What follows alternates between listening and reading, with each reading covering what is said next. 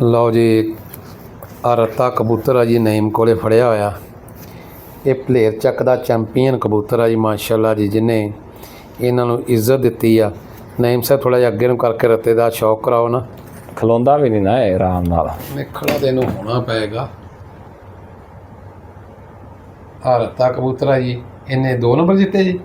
1 number ਜਿੱਤਿਆ, ਇੱਕ ਮਾਦੀ ਨੇ ਮਾਰਿਆ। ਇਹਨੇ ਜਿੱਤਿਆ, ਇੱਕ ਮਾਦੀ ਨੇ ਜਿੱਤਿਆ ਜੀ। ਇਹ ਭਲੇਰ ਦਾ ਚੈਂਪੀਅਨ ਆ ਜੀ, ਮਾਸ਼ਾਅੱਲਾ। ਆ ਉਸਤਾਦ ਹੋਣੇ ਕਬੂਤਰੀ ਫੜੀ ਬੈਠੇ ਹੱਥ 'ਚ। ਕਬੂਤਰ ਆ ਜੀ, ਕਾਲਾ ਚੀਨਾ, ਮਾਸ਼ਾਅੱਲਾ ਜੀ, ਬਹੁਤ ਅੱਛਾ ਕਬੂਤਰ ਆ ਜੀ। ਇਹ ਵੀ ਇਹਨਾਂ ਦਾ ਉੱਡਿਆ ਉਡਾਇਆ ਕਬੂਤਰ ਆ ਜੀ। ਜਰਾ ਕੈਮਰਾ ਇੱਧਰ ਕਰੇ, ਥੋੜਾ ਦੱਸਾਂ ਇਹਦੇ ਬਾਰੇ, ਆਵਾਮ ਨੂੰ ਸ਼ੱਕ ਨਾ ਰਹਿ ਜਾਏ।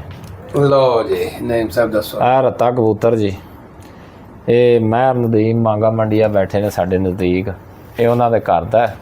ਇਹ ਆ ਨਦੀਮ ਸਾਹਿਬ, ਕਾਫੀ ਬੰਦਿਆਂ ਦੇ ਦਿਲ 'ਚ ਡਾਊਟ ਸੀ ਜੀ, ਕਾਫੀ ਬੰਦਿਆਂ ਦੇ ਦਿਲ 'ਚ ਡਾਊਟ ਸੀ ਜੀ। ਰੱਤਾ ਕੋਈ ਕਹਿੰਦਾ ਮੇਰੇ ਘਰ ਦਾ, ਕੋਈ ਕਹਿੰਦਾ ਕਿ ਮੇਰੇ ਘਰ ਦਾ। ਇਹ ਸਾਡੇ ਆਪਣੇ ਘਰ ਦੀ ਬਰੀਡ ਹੈ, ਦੀਮੇ ਦੇ ਘਰ ਜੋੜਾ ਹੈ। ਇਹਦੇ ਹੀ ਘਰ ਤਕਰੀਬਨ ਸਾਰਾ ਸ਼ਿਕਾਰ ਉੱਥੇ ਹੀ ਹੈ, ਅਤੇ ਉਹਦੇ ਘਰ ਦਾ ਬੱਚਾ ਹੈ, ਅਤੇ ਸਾਡਾ ਆਪਣਾ ਜ਼ਾਤੀ ਬੱਚਾ ਹੈ। ਅਤੇ ਪਿੰਡ ਪਲੇਅਰ 'ਚ ਇਹਨੇ ਪੁਆਇੰਟ ਵਿਨ ਕੀਤਾ ਅਤੇ ਚੈਂਪੀਅਨ ਕੀਤਾ ਉਸਤਾਦ ਪੱਪੂ ਨੂੰ ਚੌਥੇ ਦਿਨ। ਹਾਂ, ਚੌਥੇ ਦਿਨ। ਜੇ ਕਿਸੇ ਦੇ ਅਜੇ ਵੀ ਡਾਊਟ ਰਹਿ ਗਿਆ ਬਾਕੀ, ਤੇ ਉਹ ਮੇਰੇ ਕੋਲ ਆ ਜੇ, ਮੈਂ ਕੱਢ ਦਿਆਂਗਾ। ਅਤੇ ਅੱਲਾ ਖੈਰ ਕਰਿਆ। ਉਹ ਰੱਤਾ ਕਬੂਤਰ ਹੈ ਜਿਹੜਾ ਪਿੰਡ ਪਲੇਅਰ 'ਚੋਂ ਚੈਂਪੀਅਨ ਹੋਇਆ।